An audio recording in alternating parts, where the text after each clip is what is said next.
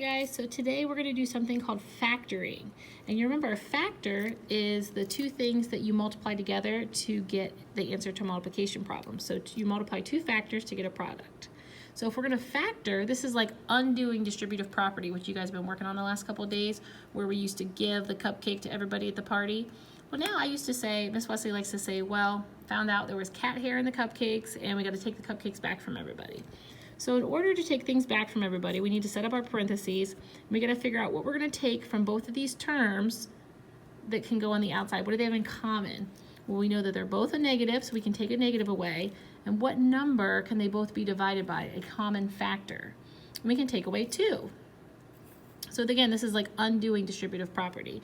So if we're taking away a 2x out of here, that leaves us with x. And we're dividing by 2. And if we take a negative 2 out of here, that leaves us with 2.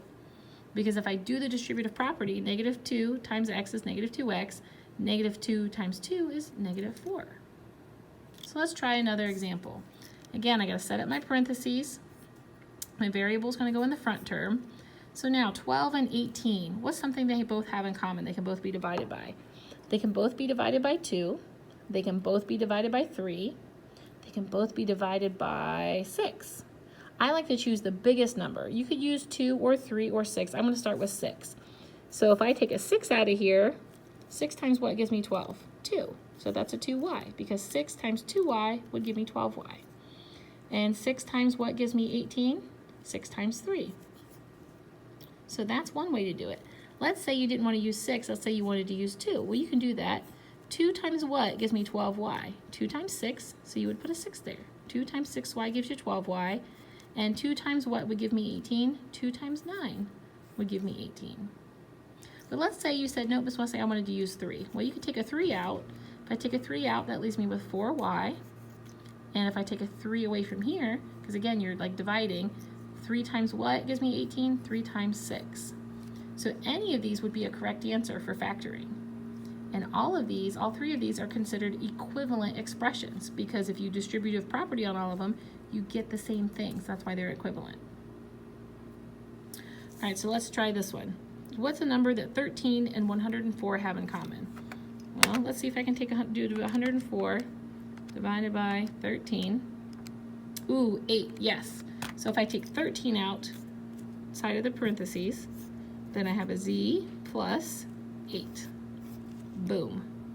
That was my common factor. Okay, so let's look at this one. 45 and 105. They could both be divided by 5. What else can they be divided by? What's 45 divided by 5? 9. So if I take 5 outside, then I've got a 9f inside minus, what's 105 divided by 5? 21. That works. But Miss Wesley really knows her multiplication table, so I know that 15 also goes into both of those. So if I take a 15 outside, 15 times 3 gives me 45, so 3f. And let's do 105 divided by 15. Ooh, that's 7. Okay, minus 7. So again, 15 times 3f would give me 45f. 15 times the negative 7 would give me negative 105. So that's how you do distributive property. Again, feel free to replay the video if you need to write down some of these examples, and take time to remind yourself that we take out what they have in common, what you could, because remember it's multiplication, so you think to yourself, what could I divide both of those by? Okay, if you have any questions, feel free to look up distributive property on Khan Academy.